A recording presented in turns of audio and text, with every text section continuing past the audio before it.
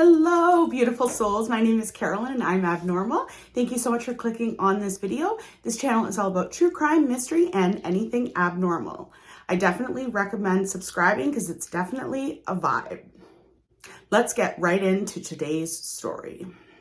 This story takes place on Friday the 13th, 2013 in the month of April. Brittny Killgore-Wrest was in her apartment packing up, getting ready to move. Just 3 days earlier, Brittny had filed for divorce from her husband, Lance Corporal Corey Kilgore. Corey had been a Marine stationed at Camp Pendleton in California. He had recently been transferred to do a tour of duty in Afghanistan. Both Brittny and Corey got married when they were 20 years old, but 2 years later, it did not work out, and they had mutually decided to file for divorce. Brittny had been living in Fallbrook, California, which is outside Camp Pendleton, but she was moving to Pennsylvania because that's where her family was living at the time, and she wanted to move to be closer to them. Before Brittny's friend Elizabeth had come by to help her pack, she had stopped by another friend's house. She had stopped by the house of another friend, Dorothy Marlingo, and she lived there with Louis Perez and another woman by the name of Jessica, but we'll get into Jessica a little bit later in the story. When Elizabeth had stopped by Dorothy and Louis's house earlier in the day, she had casually mentioned that Brittny was moving. She had also told Dorothy that she was planning on taking Brittny on a dinner cruise in San Diego that she thought that Brittny would really enjoy. Dorothy was familiar with Brittny. Even though she barely knew her, she absolutely hated her.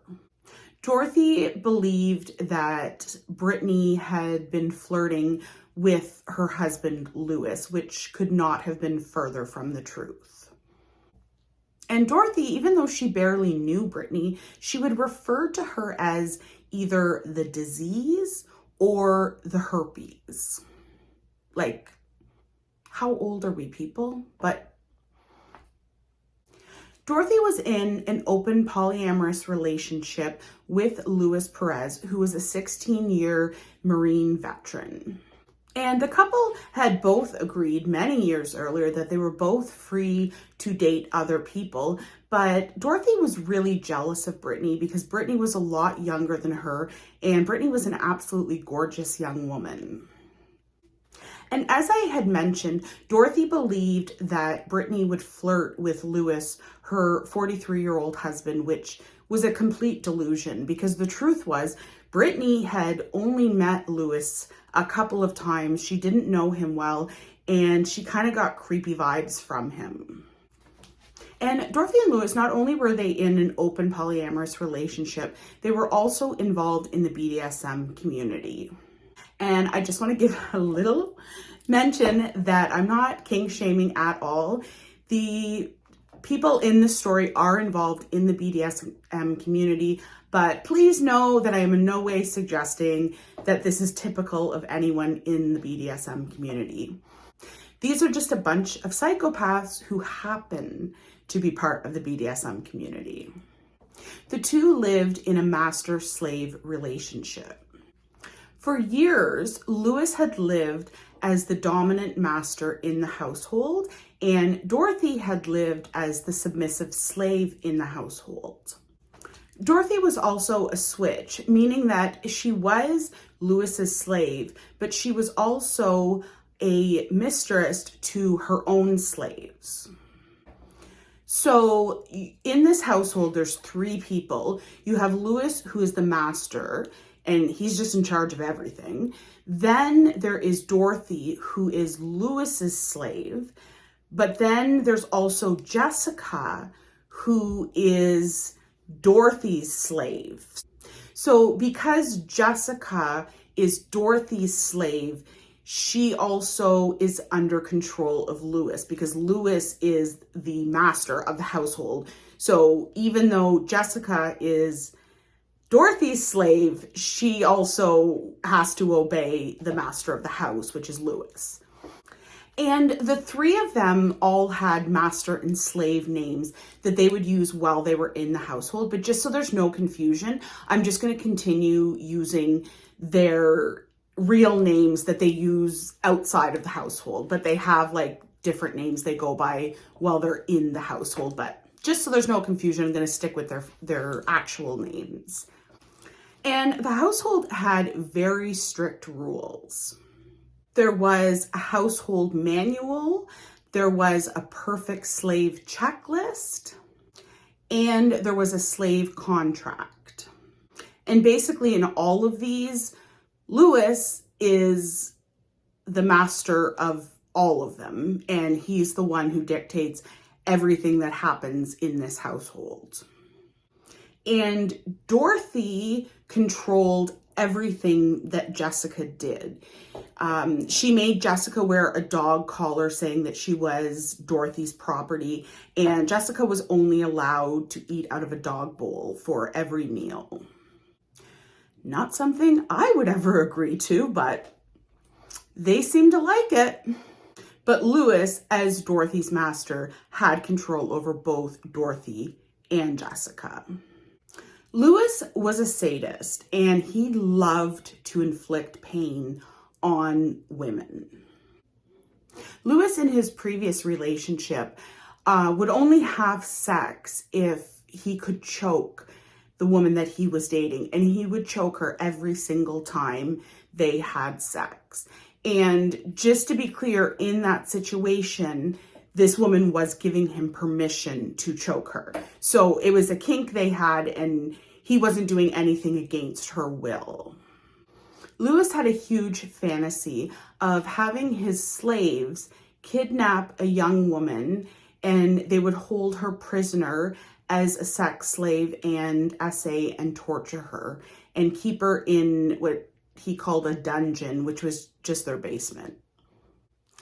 Knives and chains were very common sex toys in his relationships.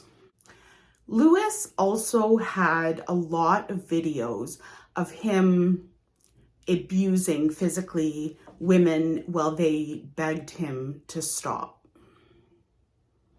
He even had one video of him abusing a woman until she became unconscious. But it is believed that all of these videos, the women had consented to this. So he wasn't doing this to women against their will. These women, this was their kink, and they enjoyed this, and they were giving him permission to do these things.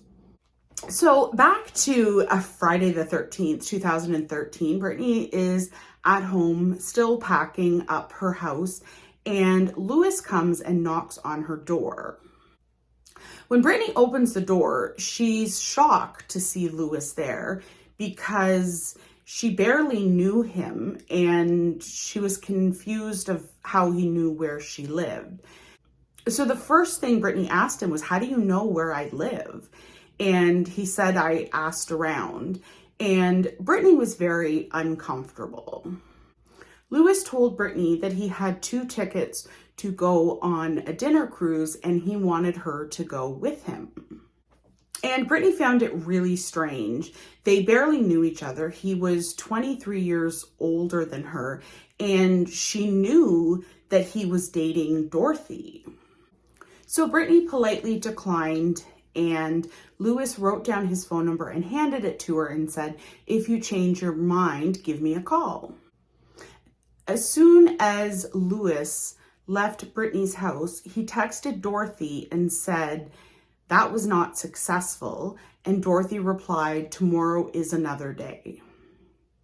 This will become significant later in the story.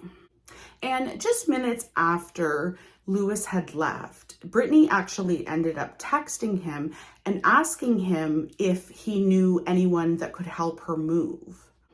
And he replied to Brittany saying, "If you party with me tonight, you'll have 5 guys there in the morning to help you." Which to me, I just found was a really weird response. But the way this story goes, it makes sense. But to me, I'm thinking, that sounds odd. But maybe that's just me. Brittany texted him back and said she would really enjoy help moving, but she was uncomfortable going out with him because he knew that she was in a relationship with Dorothy. And Lewis replied to her, "Dorothy's okay with it. Here's her phone number. Give her a call." So Brittany sent a brief text to Dorothy, and Dorothy called her immediately after receiving the text message. When Dorothy called her, she encouraged her to go. She said that they had purchased the tickets, but she was pregnant and she was worried that if she was going on a cruise, she might get a little seasick. So she was just decided that she didn't want to go. She didn't want the tickets to go to waste. So she really encouraged Brittany and said, "Yeah, you should definitely go. I hope you have a wonderful time." Lying piece of shit. Just wait. Just wait. Just wait. It gets... This woman. And when Dorothy had called Brittany had answered the phone on speakerphone and her friend was there. So her friend overheard the conversation. That's how we know exactly what was said on that phone call. And after Brittany got off the phone, she said to her friend she was still really uncomfortable going out with Lewis, but that she really wanted help moving. So she decided that she was going to go. If you ever get a feeling that something's off, something's wrong, something makes you uncomfortable, listen to your gut, because our gut instincts are so strong and they're usually right. And in this case, unfortunately, they were extremely right. So Brittany texted Lewis and said she changed her mind and she would go. And he said he would pick her up at 7:30 that night. Unfortunately, what Brittany didn't know was the cruise left the dock at 7 p.m. and it was in San Diego, and he was picking her up at 7:30. So they were never getting on that boat. Lewis didn't even have tickets. He never ever had any intention of taking Brittany on that dinner cruise. Unfortunately, he had much different, dark and disturbing intentions with Brittany, who is only 22 years old. And Brittany had given Dorothy and Lewis's phone number to her friend that was helping her pack, just in case. But unfortunately, nothing was gonna be able to save her. Brittany texted Elizabeth at 6:38 telling her that she was going on this dinner cruise with Lewis. And Elizabeth is her friend who had been at Dorothy and Lewis's house earlier in the day. And Elizabeth had mentioned that she was going to take Brittany on this cruise as sort of a goodbye gift. And so Elizabeth was very confused because she knew that she had mentioned it to them, and she just was very concerned and uncomfortable with the whole situation. She knew something wasn't right.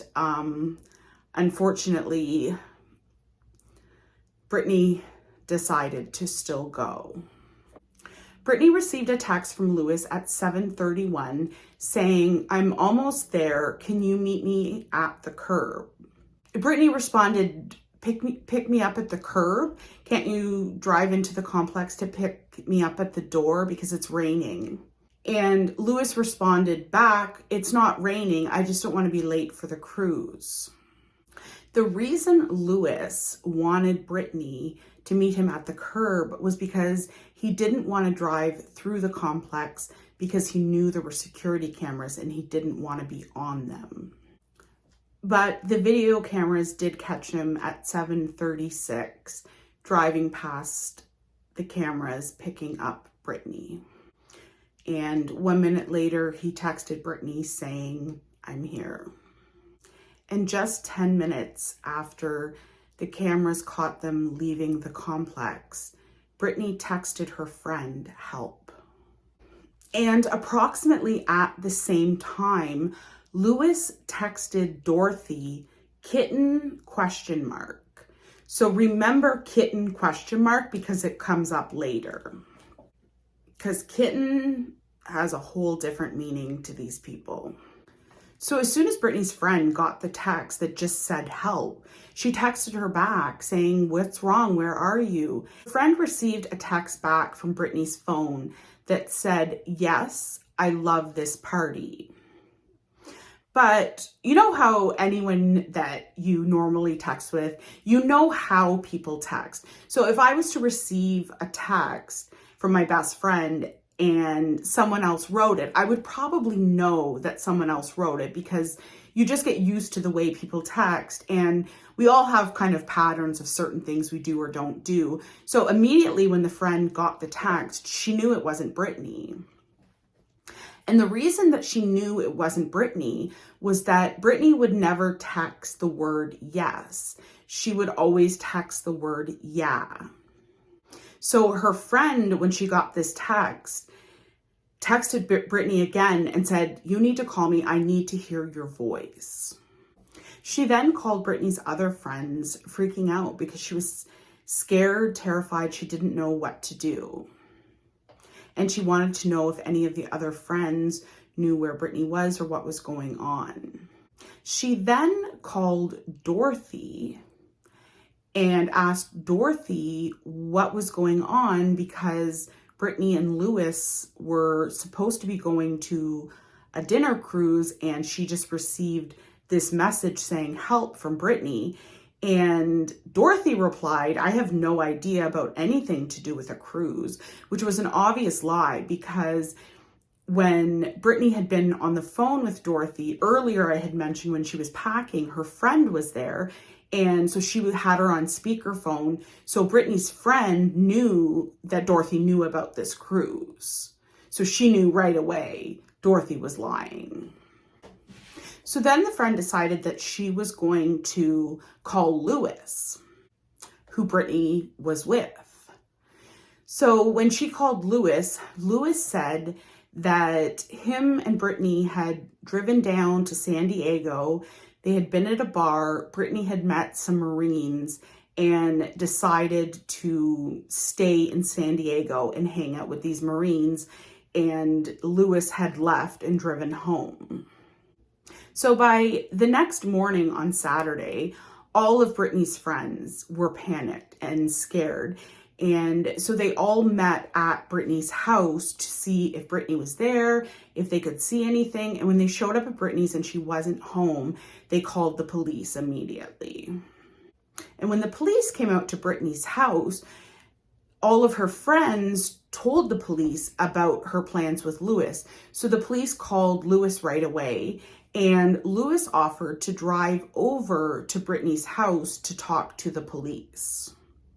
And when Lewis arrived, when he was speaking with the police, he told the same story he had told a friend of Brittany's the night before. And he said they had driven to San Diego, they had been at a bar, she met a couple Marines, and he had ended up leaving her there.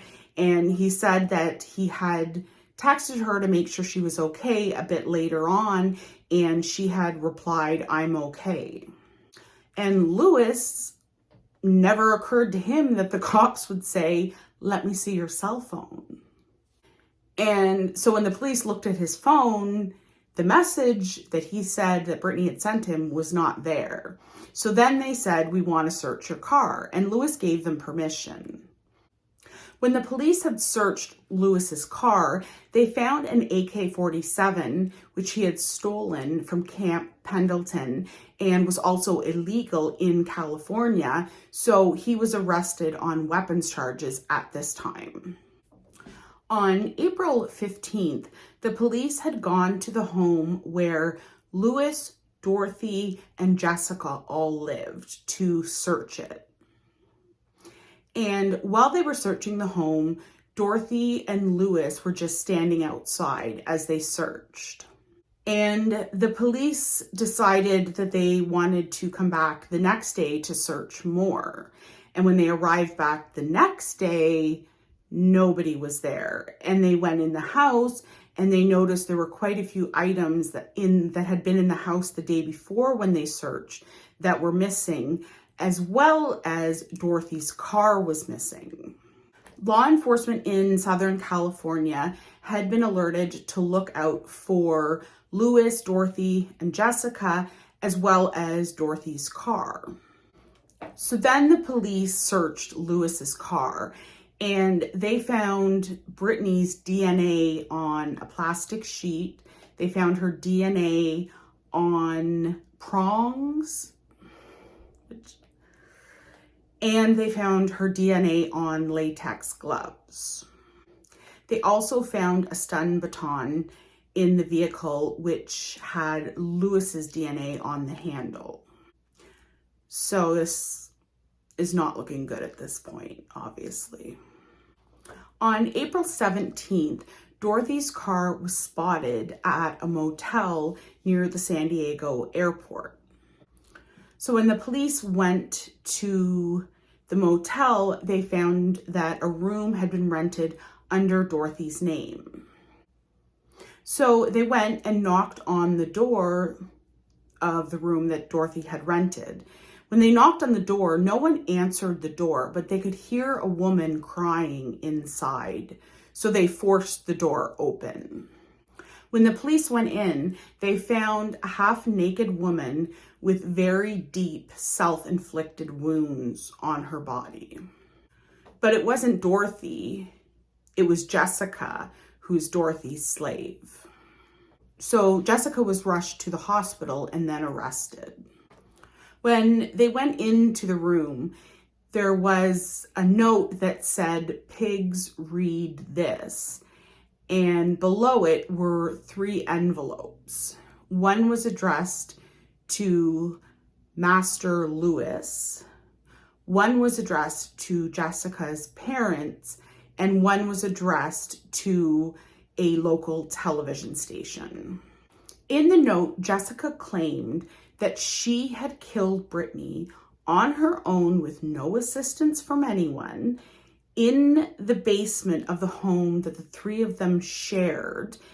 And she said that she had strangled her to death. And she said, well, she was doing all of this. Louis and Dorothy were upstairs sleeping, which, not the best story. Like, you've got 3 people and this is the best story you can come up with. Jessica had also admitted to trying to dismember Jessica, and she said that she had left Jessica's body near a lake that was not too far away from their home. So the police obviously go to the lake to search, and they weren't successful finding anything at this time. And I don't honestly believe, like, these 3 people, this is the best story that you can come up with. Like, I'm glad that they were so stupid because they got caught, obviously. But, like, literally, you think the police are going to believe this shit? No. No one's going to believe it. Do you believe it? Because I don't believe it. Like, would you ever hear that story and think, yeah, that sounds legit? Definitely. Oh, yeah, definitely. Like, what? And so then the police wanted to watch the security cameras that the motel had to see what had gone on. And it turned out that Dorothy had been in the room when Jessica wrote the letter. Because what had happened was Jessica wrote the letter in the room, and then Dorothy had taken the note, gone down to the office at the motel and asked them to make 2 photocopies of the letter. And then she went back to the room. And the information in the note, it didn't make any sense. In the note, Jessica said that she had killed Brittany at 11:15 at night, And the police clearly knew that something had happened much earlier than that. She also claimed that Brittany had just shown up at the house the three of them lived in and demanded sex from Lewis. So this was the reason she was giving as to why she killed Brittany. And trust me, Brittany, she didn't want his disgusting ass. No. And obviously the police don't believe it. Brittany didn't want this disgusting man. Later that day, a maintenance worker who was clearing brush around the lake that Jessica had said was where Brittany's body was, he discovered Brittany's body. Bruising on Brittany's wrist showed that she had been restrained with handcuffs. She also had 5 marks on the side of her face, and when they compared it to the stun baton that they had found Lewis's DNA on earlier, it matched perfectly. And the medical examiner could tell from the hemorrhaging in her eyes that she had been strangled, and then it was almost like they strangled her, released it, and they would strangle her again, release it. And the medical examiner said that this went on for a long time. And it's just so sad to think that Brittany, she was obviously terrified, and to know that they took an extreme amount of time just strangling her, releasing it, strangling, like going on for quite a while. It's so sad to imagine this poor girl. She's only 22 years old, her whole life ahead of her. And unfortunately, her life was taken that night. And her cause of death was ligature strangulation. So the police obviously are doing a much more intense search of the home that the three of them lived in. And they found a whole lot of really bizarre notes. There was one note that was written by Dorothy that basically said she gave Lewis permission to do all of these things. She also, in the note, stated that if she was ever to die from any of these situations, that Lewis should not be charged with her murder, that she was giving full consent for him to do whatever he wanted to her. There was also another note that Dorothy wrote that it rambled and went on. It was a very long note. Basically, it was Dorothy saying that Lewis, because he was her master, should destroy, kill, essay, everything imaginable you can think of, that he should do this to any of her enemies. And it was signed Kitten. And if you remember earlier in the story, Lewis, once he had Brittany in the car with him, he texted Dorothy and said, "Kitten?" And Dorothy hated Brittany. Like, it was all delusional. Like, she was delusional in thinking that Brittany wanted anything to do with this disgusting man, but she would have considered Brittany one of her enemies. Like, she had referred to her as the disease and the herpes. On May 10th, 2012, Dorothy was arrested. So now they have all three of them in custody. They all faced the same charges: first-degree murder, kidnapping, torture, and attempted essay by restraint. Also, earlier in the story, I had mentioned that the reason Dorothy had given why she didn't want to go on the cruise was because she was pregnant. Dorothy really was pregnant. Dorothy knew she wasn't going to get away with this. Like, the evidence they had was just overwhelming. Dorothy contacted a friend of hers asking if she would adopt Dorothy's baby. And she said that the only way she would give the baby to her to adopt was if she agreed that she would live close by whatever prison Dorothy ended up in, and she would visit her once a week with the baby for the rest of her life. And the friend agreed to the adoption and did tell Dorothy she agreed to her terms, but thankfully, and good for this woman and good for this baby, as soon as the adoption was finalized, she moved away and never contacted Dorothy and didn't want Dorothy or Lewis or anyone to know where she was. So at least this poor baby was saved and hopefully was able to grow up with, a normal childhood. And actually the kid this was only 2013, so the kid would only be like 9 now. So hopefully that child's doing okay. And hopefully this child doesn't even know who their real parents are. So the murder trial started September 8th, 2015, and all 3 of them were tried together. And cell phone data was a huge part of the evidence because the cell phones, these people weren't too bright. The cell phones clearly showed that Lewis had picked Brittany up and driven directly from Brittany's house to the house where the 3 of them lived.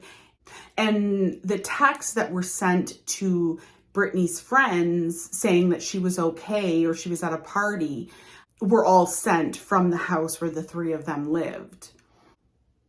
There was also a lot of DNA evidence, which I had mentioned earlier. During the trial, all 3 of them turned on each other, but it didn't end up mattering. All 3 of them were sentenced to 2 life sentences, and they're all living their lives in prison where they should be. So thank you so much for joining me today. If you enjoyed the video, give it a like. If you'd like to see more from me, I definitely recommend subscribing, and I will see you in the next one.